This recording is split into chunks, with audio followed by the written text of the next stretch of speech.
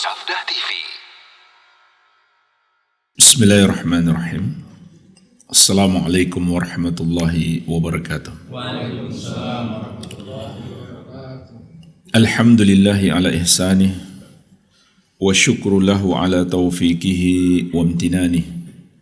Wa ashhadu an la ilaha illallah wahdahu la syarikalah ta'ziman li sya'nih. Wa ashhadu anna Muhammadan abduhu wa rasuluh ad-da'i ila ridwanih. Sallallahu alaihi wa ala alihi wa ashabihi wa ikhwani. Amma ba'd.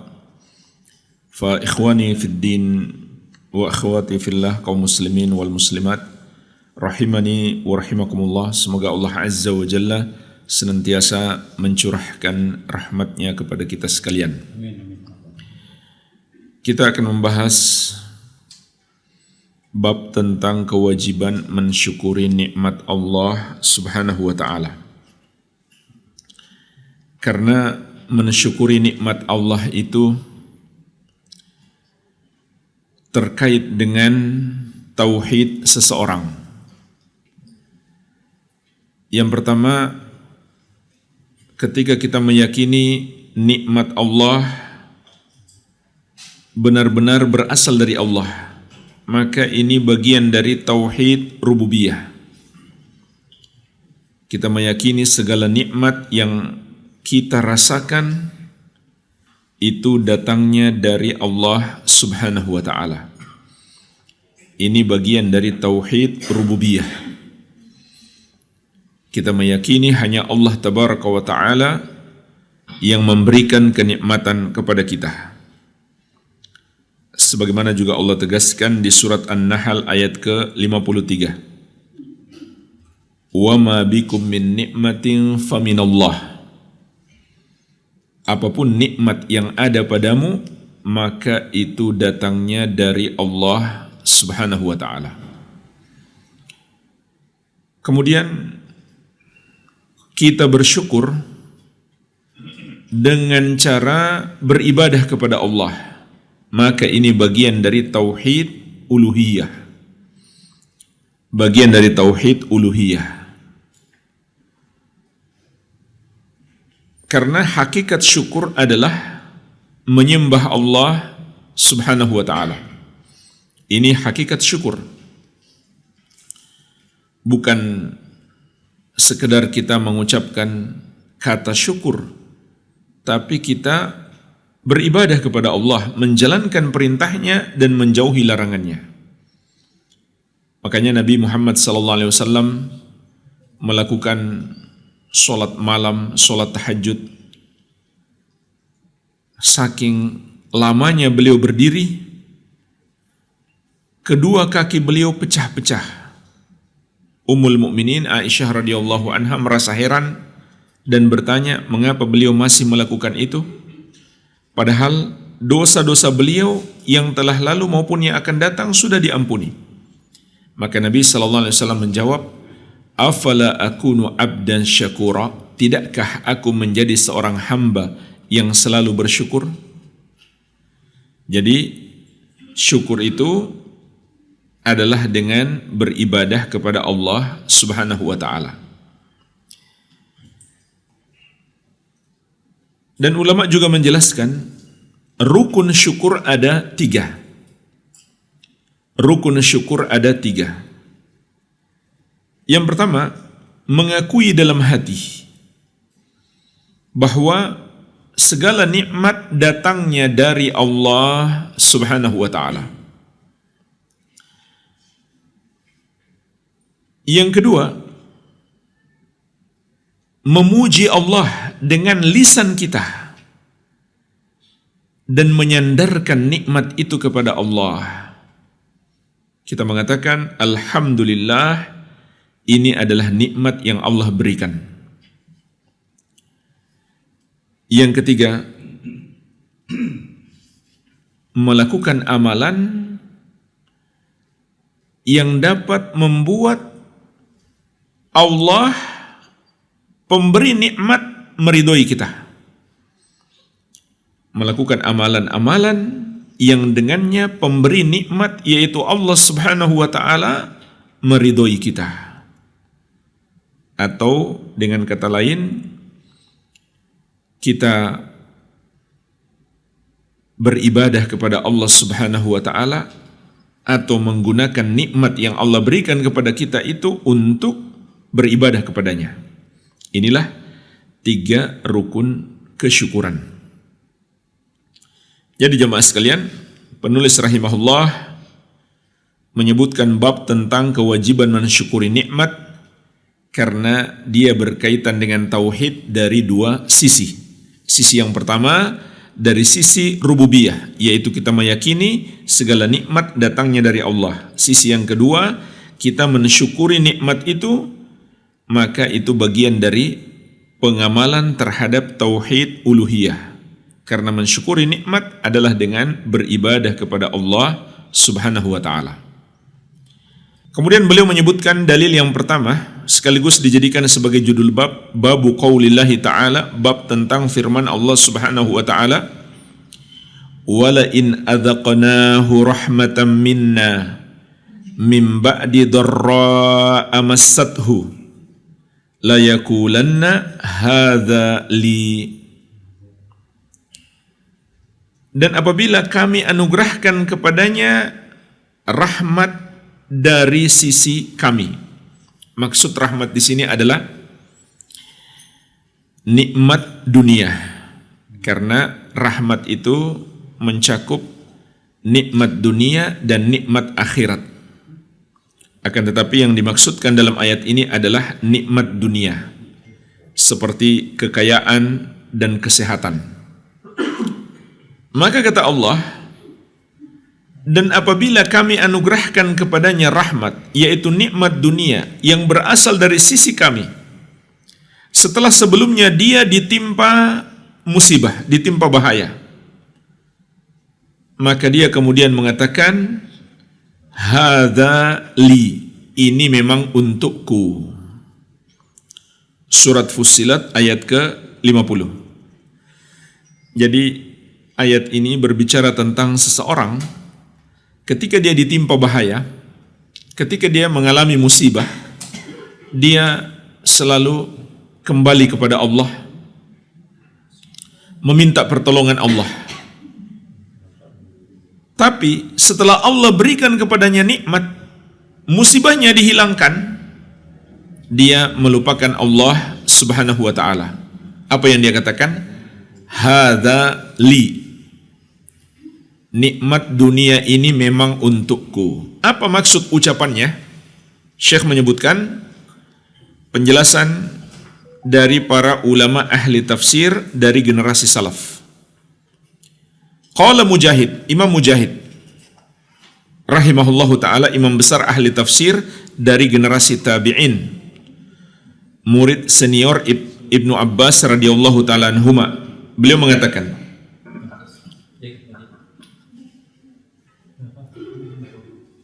maksud ucapannya, ini memang untukku, yaitu nikmat dunia yang Allah berikan kepadanya. Dia mengatakan ini memang untukku. Maknanya adalah hadza bi'amali wa ana mahkukun bihi. Aku dapatkan nikmat ini karena amalanku, dan aku memang berhak mendapatkannya. Maksudnya jemaah sekalian, dia ujub, dia mengagumi dirinya. Dia ujub, dia mengagumi dirinya.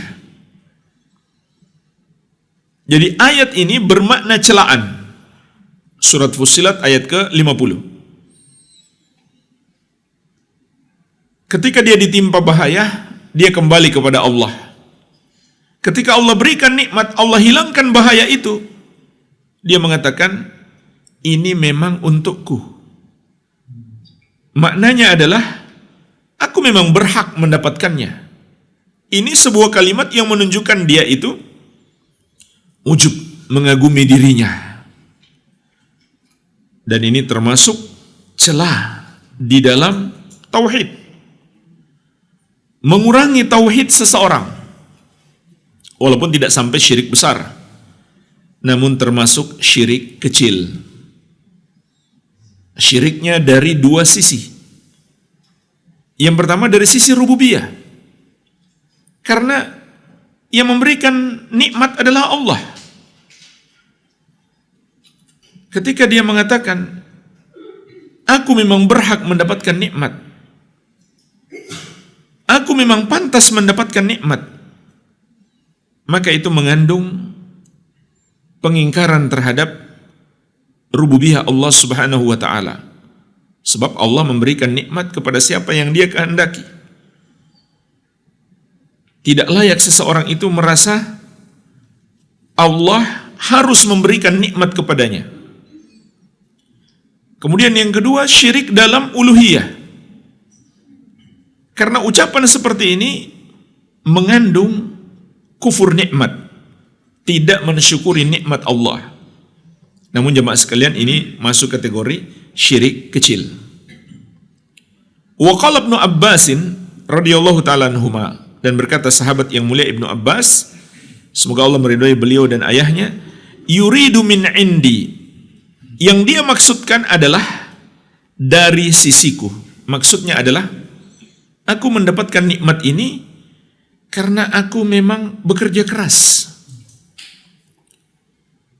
Dia tidak mengatakan ini dari Allah Subhanahu wa ta'ala. Jadi dia pun mengingkari nikmat yang Allah berikan kepadanya. Dia sandarkan nikmat itu kepada dirinya, bukan kepada Allah Subhanahu wa ta'ala. Akan tetapi ini masih syirik kecil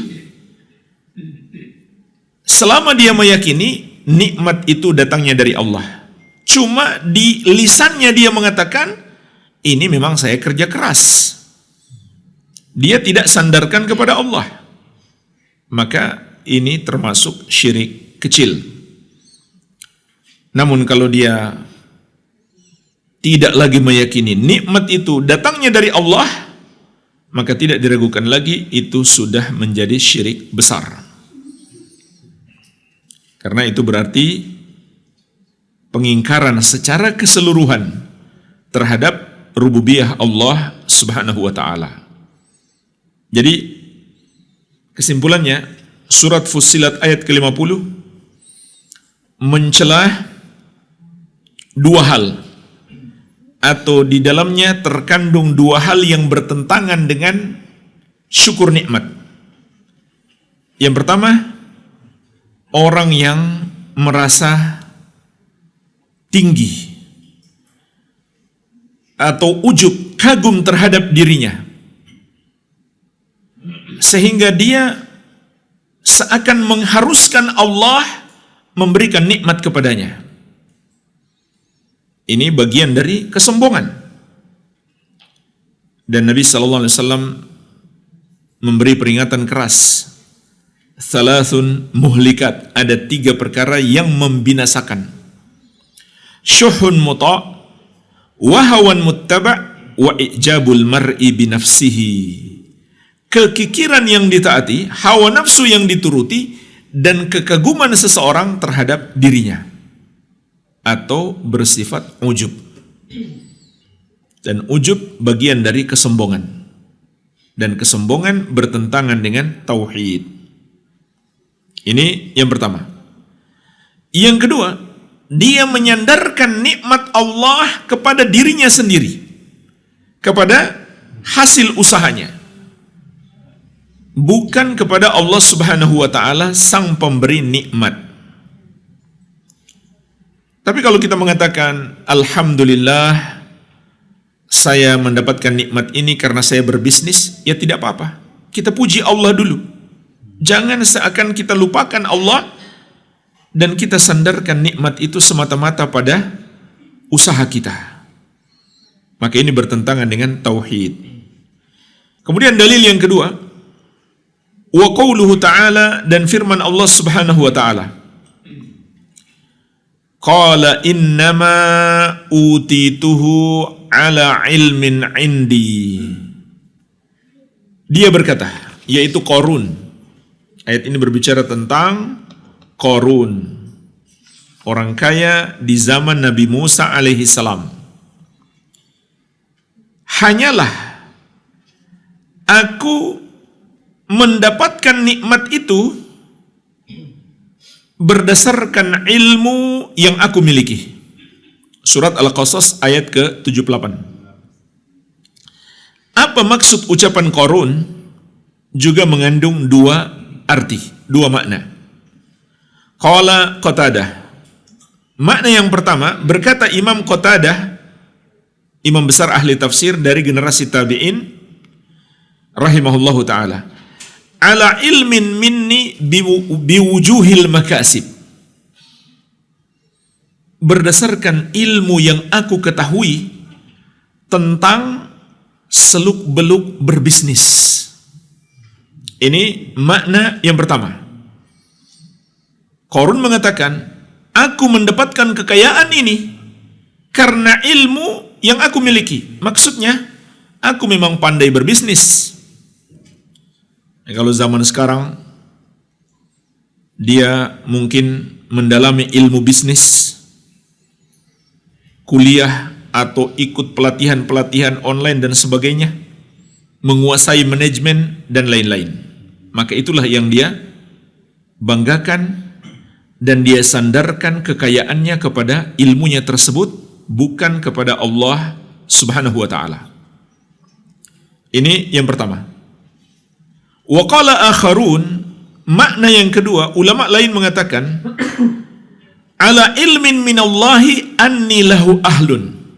Maksud ayat ini, maksud ucapan Qarun, berdasarkan ilmu dari Allah bahwa saya memang pantas mendapatkan nikmat ini. Maka di sini mengandung ujub. Wa hadza makna qauli Mujahid, dan ini juga sama seperti ucapan Imam Mujahid rahimahullahu taala, utituhu ala syarafin. Aku mendapatkan nikmat ini karena kemuliaanku. Jadi ini makna yang kedua. Dan dua makna ini tidak bertentangan. Bisa jadi dia memaksudkan kedua-duanya. Makna yang pertama, dia sandarkan nikmat itu kepada dirinya sendiri, kepada kepandaiannya dalam berbisnis.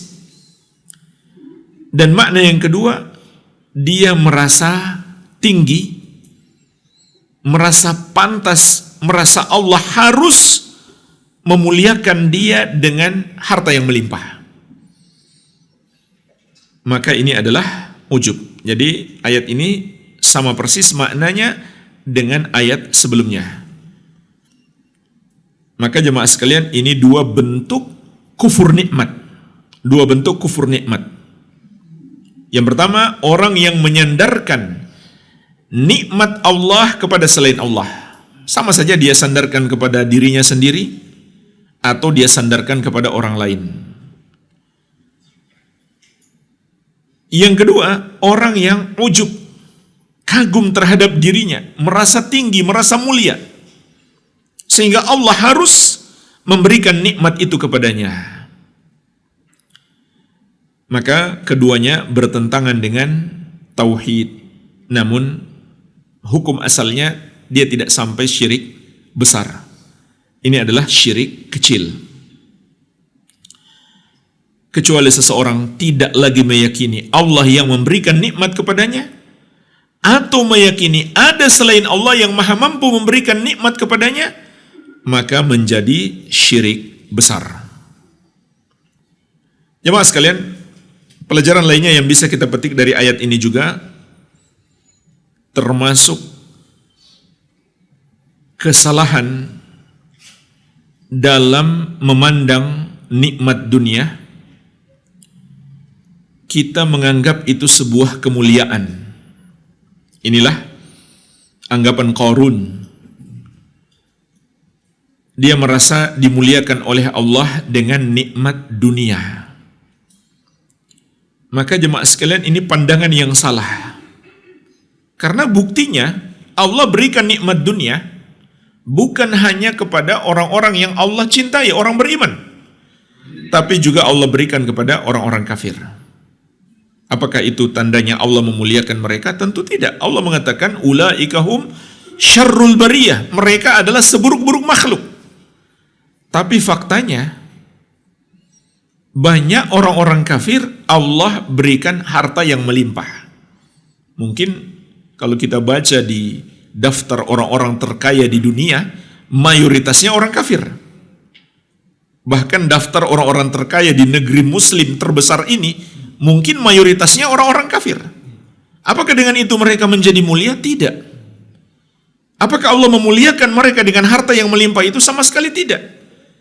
Karena apa yang Allah berikan kepada mereka itu tidak lebih dari satu sayap nyamuk. Sebagaimana dalam hadis yang masyhur diriwayatkan Imam At-Tirmidzi dari sahabat yang mulia Sahal bin Sa'ad As-Sa'idi radhiyallahu anhu, Rasulullah sallallahu alaihi wasallam bersabda, "Lau kanatid dunya ta'dilu 'indallahi janaha ba'udah, ma saqa kafiran minha syarbata ma'in." Andaikan dunia ini seluruhnya seperti satu sayap nyamuk nilainya, maka Allah tidak akan memberikan kepada orang kafir walau hanya seteguk air. Karena dunia ini rendah, maka Allah berikan juga kepada orang-orang kafir. Karena itu bukan tanda Allah mencintai atau memuliakan seseorang. Jadi jangan silau melihat kekayaan orang kafir, apalagi merasa iri. Karena yang kita irikan itu hakikatnya adalah sesuatu yang rendah. Begitu pula yang kita irikan itu hakikatnya adalah hisab yang panjang. Yang pantas kita iri adalah orang-orang yang Allah berikan hidayah, yang rajin menuntut ilmu dan mengamalkan ilmunya serta mendakwahkannya. Itu yang pantas kita iri kepada mereka. Karena itulah kemuliaan. Kalau Allah ingin memuliakan seseorang, Allah anugerahkan kepadanya hidayah, yaitu ilmu dan amal. Sebagaimana sabda Nabi sallallahu alaihi wasallam, "May yuridillahu bihi khairan yufaqihu fid din." Barang siapa yang Allah kehendaki kebaikan baginya, Allah akan pahamkan dia dengan agama. Yarfa'illahu alladhina amanu minkum walladhina utul ilma darajat. Dalam surat Al-Mujadilah ayat ke-11 kata Allah, Allah akan mengangkat orang-orang yang beriman di antara kalian, dan Allah angkat lebih tinggi lagi orang-orang yang berilmu di antara kalian beberapa derajat. Ilmu yang dimaksudkan di sini tentunya adalah ilmu agama, ilmu tentang keimanan dan amal soleh. Baik, jadi ini pelajaran penting. Jangan sampai kita memandang dunia seperti pandangannya Qarun. Kita masuk dalil yang terakhir dalam bab ini. Ini hadis yang cukup panjang. Wa an Abi Hurairah radhiyallahu anhu, dari sahabat yang mulia Abu Hurairah, semoga Allah meridhai beliau, annahu sami'a Rasulullah sallallahu alaihi wasallam yaqul, bahwasanya beliau pernah mendengarkan Rasulullah sallallahu alaihi wasallam bersabda, "Inna thalathatan min bani Israila abras wa aqra wa a'ma." Sesungguhnya dahulu ada 3 orang dari kalangan Bani Israel. Yang pertama orang yang berpenyakit kulit, yang kedua orang yang botak, terkena penyakit di kepalanya sehingga rambutnya rontok, dan yang ketiga orang yang buta. Jemaah sekalian, di sini terkandung pelajaran bagi kita, termasuk metode dakwah Nabi Muhammad SAW adalah menyampaikan kisah-kisah yang mengandung hikmah. Tapi ingat, kisah-kisah yang disampaikan di dalam Al-Quran dan hadis itu kisah nyata, bukan fiktif. Makanya para ulama salaf dulu mencela para tukang dongeng. Tapi hari ini kalau antum buat kisah fiktif itu bisa dapat duit banyak, bisa dijual bukunya laku keras. Dulu ulama salaf mencela orang yang membuat kisah-kisah fiktif, dan sebagian ulama mengatakan itu termasuk kategori berdusta. Dan tidak sedikit dalam kisah-kisah fiktif itu mengandung syirik. Dan ini sayangnya masuk di kurikulum pelajaran anak-anak kita. Contoh kisah Tangkuban Perahu. Ada seseorang menendang perahu jadi gunung. Gunung itu ciptaan Allah. Menciptakan gunung itu tidak main-main loh. Gunung itu makhluk yang besar. Bagaimana bisa manusia menciptakan gunung? Ini syirik. Belum lagi yang gak masuk akal. Banyak kan hal-hal yang gak masuk akal. Ini bahaya, maka hati-hati. Lihat apa yang dipelajari oleh anak kita. Mungkin itu pelajaran bahasa Indonesia, bukan pelajaran sejarah atau pelajaran agama, tapi itu bisa merusak akidah. Jadi ini metode Nabi SAW dalam berdakwah, diantaranya menyampaikan kisah-kisah. Al-Quran dan hadis banyak sekali kisah, tapi itu kisah nyata. Jadi ini kisah tentang 3 orang dari Bani Israel. Fa'aradallahu ayyabtaliyahum. Maka Allah ingin menguji mereka. Inilah jemaah sekalian kehidupan penuh dengan ujian dan cobaan. Faba'atsallahu ilaihim malakan. Maka Allah utus kepada mereka malaikat. Dan hadis ini memberi pelajaran malaikat dapat berubah, berwujud seperti manusia yang bisa kita saksikan dengan izin Allah Subhanahu wa ta'ala. Begitu pula memberi pelajaran kepada kita bahwa malaikat itu makhluk yang nyata, betul-betul ada. Karena ada sebagian orang mengingkari keberadaan malaikat dan mereka mengatakan malaikat itu hanyalah potensi buruk dalam diri kita. Begitu pula mereka mengingkari keberadaan jin atau setan dari kalangan jin. Mereka mengatakan setan itu hanyalah potensi buruk dalam diri kita. Ini termasuk kekufuran. Karena adanya malaikat dan adanya jin, adanya iblis, ada setan, itu disebutkan dalam Al-Quran. Kalau kita mengingkari keberadaan jin, sama saja mengingkari Al-Quran. Jadi malaikat itu makhluk yang betul-betul nyata, bukan khayalan. Fa'atal abras.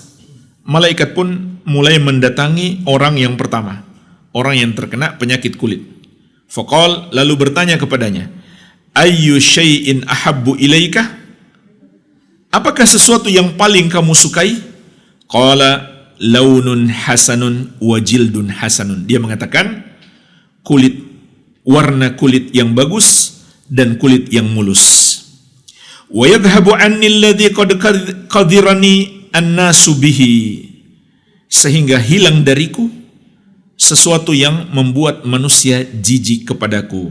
Qala, kata Nabi sallallahu alaihi wasallam, famasahahu, malaikat pun mengusapnya, fadhahaba anhu qadharuhu, maka hilanglah penyakitnya. Jemaah sekalian, di sini kita bisa memetik pelajaran tentang kemampuan Allah Subhanahu wa taala yang maha menyembuhkan. Hanya dengan satu usapan malaikat Allah sembuhkan dia. Allah sembuhkan dia. Tentu itu bukan kehebatan malaikat, tapi itu adalah kuasa Allah Subhanahu wa ta'ala. Jadi separah apapun penyakit kita, janganlah kita berputus asa. Mudah bagi Allah untuk menyembuhkan. Dan di antara nama Allah adalah Asy-Syafi, yang maha menyembuhkan. Fa'utiya launan hasanan wa jildan hasanan. Dia pun dianugerahkan warna kulit yang bagus dan kulit yang mulus. Qala, lalu malaikat bertanya lagi, fa ayyul mali ahabbu ilaika? Harta apakah yang lebih kamu senangi, yang paling kamu sukai? Qala al-ibil awil bakar. Syaqqa Ishaq. Dia mengatakan onta atau sapi. Ishaq perawi hadis ragu. Yang benar insyaallah adalah onta. Fa'utiya naqatan usyara. Berdasarkan lanjutan hadis, dia pun diberikan onta yang sedang hamil, yang sudah masuk bulan ke-10, tidak lama lagi melahirkan. Wa qala, lalu malaikat mendoakan, Barakallahu laka fiha. Semoga Allah memberkahimu di dalam onta tersebut. Qala, kata Nabi SAW, fa'atal aqra. Lalu malaikat mendatangi orang yang kedua, yaitu orang yang botak. Faqala ayyu syai'in ahabbu ilaika. Lalu bertanya kepadanya, apakah sesuatu yang paling kamu sukai? Qala sya'run hasanun wa yadhhabu anni alladhi qad qadarani nas bihi. Dia menjawab, rambut yang bagus sehingga hilang sesuatu yang manusia jijik kepadaku. Famasahahu fadhahaba anhu. Maka malaikat pun mengusapnya sehingga saat itu hilang penyakitnya.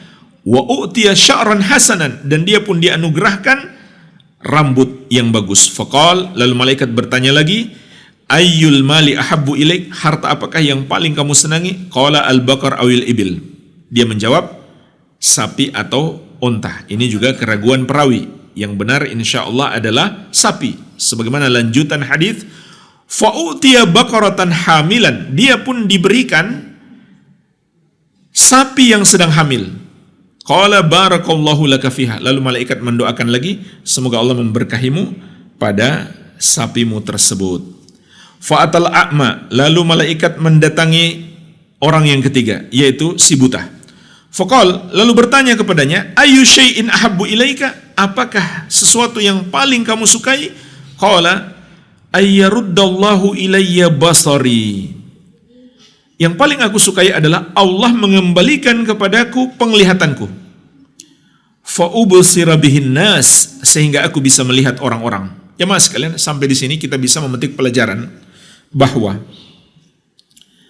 meridhoi apa yang Allah takdirkan itu tidak wajib. Tapi hukumnya sunnah. Itu lebih afdol, kita ridhoi apa yang Allah takdirkan. Namun meridhoi perbuatan Allah menakdirkan itu wajib. Bedakan ya dua hal ini. Yang pertama, meridhoi perbuatan Allah menakdirkan. Ini hukumnya wajib. Termasuk iman kepada takdir Allah, meridhoi perbuatan Allah menakdirkan. Nah sekarang, apa yang Allah takdirkan, haruskah kita ridhoi? Ada dua bentuk takdir Allah. Takdir baik, takdir buruk. Kalau takdir baik, sudah jelas, kita ridhoi. Nah sekarang, takdir buruk. Takdir buruk juga terbagi dua. Buruk dalam agama kita, dan buruk dalam dunia kita. Kalau buruk dalam agama kita, ya tentu nggak boleh kita ridhoi. Contohnya kita terjerumus dosa. Itu takdir Allah atau bukan? Takdir Allah atau bukan kalau kita terjerumus dosa? Hah? Takdir Allah atau bukan? Takdir Allah. Tapi dosa nggak boleh kita ridho kepada dosa. Kita harus benci perbuatan dosa. Namun Allah menakdirkan itu perbuatan Allah harus kita ridho. Yang kedua, buruk dalam dunia kita. Nah, seperti kita tertimpa penyakit. Ini keburukan yang bersifat duniawi. Haruskah kita ridho? Jawabannya tidak harus, tidak wajib. Tapi sunnah. Dalilnya apa? Hadis ini. Mereka nggak ridho dengan keadaan mereka. Makanya mereka pingin hilang keburukan dunia yang menimpa mereka. Jadi orang yang ketiga pun, orang yang buta pingin penglihatannya kembali. Famasahahu faraddallahu ilaihi basarahu. Maka malaikat mengusapnya, kemudian Allah mengembalikan penglihatannya kepadanya. Qala, malaikat bertanya, fa ayyul mali ahabbu ilaik. Harta apakah yang paling kamu sukai? Qala al-ghanam. Dia menjawab, kambing. Fa'utiya syatan walidan. Maka dia pun dianugerahkan kambing yang sedang hamil. Fa'anta jahadani wa wallada hadha. Maka pada akhirnya hewan-hewan mereka itu melahirkan. Fakana lihadha wadin minal ibil. Sampai akhirnya orang yang pertama memiliki satu lembah onta. Walihadha wadin minal bakar. Orang yang kedua memiliki satu lembah sapi. walihadza wadin minal ghanam, dan orang yang ketiga memiliki 1 lembah kambing. Ini sudah dekat Idul Adha ya. Kalau mereka ada sekarang jadi kaya raya nih. Jadi ini luar biasa. Dan ini termasuk sebab doa malaikat. Makanya para ulama juga mengatakan hadis ini mengandung pelajaran pentingnya mendapatkan doa malaikat. Dan Nabi SAW telah mengabarkan tentang orang-orang yang didoakan kebaikan oleh para malaikat. Seperti orang yang datang ke masjid, kemudian dia diam di masjid menunggu sholat. Selama dia di masjid itu dimohonkan ampun oleh malaikat. Begitu pula orang yang datang di majelis ilmu untuk menuntut ilmu, bukan untuk mengganggu majelis ilmu, maka malaikat mendoakan supaya dia diampuni. Ini luar biasa. Tapi ingat, ada juga yang didoakan buruk oleh malaikat. Seperti seorang istri yang diajak oleh suaminya berhubungan, tapi dia menolak, kemudian suaminya marah, maka malaikat mendoakan laknat untuknya. Jadi doa malaikat itu mustajab. Qala, lalu Nabi SAW bersabda, "Tsumma innahu atal abras fi suratihi wa hayatihi." Malaikat datang lagi. Setelah mereka sudah jadi kaya raya, malaikat datang lagi. Malaikat mendatangi orang yang pertama, orang yang dulunya berpenyakit kulit, dalam rupanya dan bentuknya. Malaikat menyamar menjadi seperti dia dahulu. Faqala rajulun miskin, qad inqata'at biyal hibal fi safari, fala balagal yal yaum illa billahi thumma bik.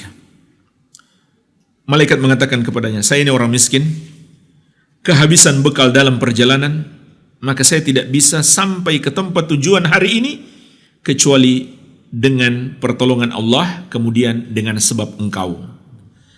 As'aluka billadzi a'taka al-lawn al-hasan wal jild al-hasan wal mal ba'iran ataballagu bihi fi safari. Maka aku minta kepadamu dengan menyebut nama Allah yang memberikan kepadamu kulit yang bagus, warna kulit yang bagus, kulit yang mulus dan harta.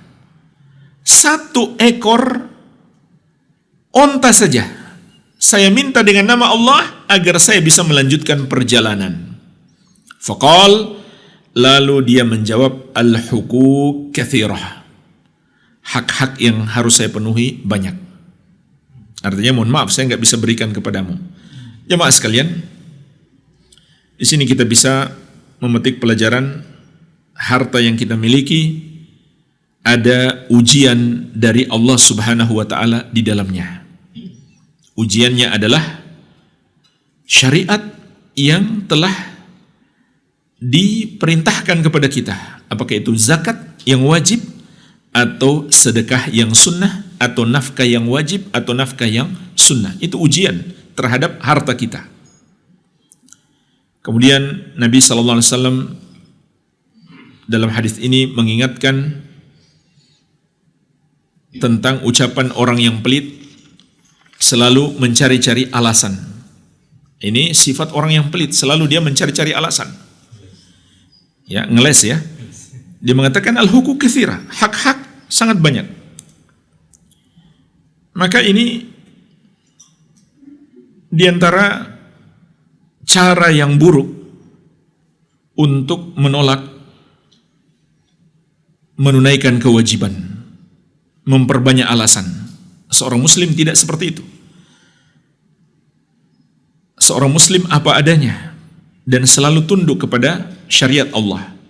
Sami'na wa ata'na, kita dengar dan kita taat, bukan mencari-cari alasan untuk menghindari ketaatan. Faqala lahu, lalu malaikat berkata kepadanya, ka'ani a'rifuka, sepertinya aku mengenalmu. Alam takun abros yakdharukan nas, bukankah kamu dulunya orang yang berpenyakit kulit, yang manusia merasa jijik kepadamu? fakiran fa'ataqallahu azza wa jalla al-mal. Kamu juga dulu fakir, lalu Allah menganugerahkan kepadamu harta. Faqal, lalu dia menjawab, innama warithtu hadzal mal kabiran an kabirin. Hanyalah aku mewariskan harta ini secara turun-temurun. Jadi ini yang menjadi pembahasan kita. Dia menisbatkan nikmat yang Allah berikan kepadanya kepada selain Allah. Dia lupakan Allah Subhanahu wa taala. Ini pembahasan kita.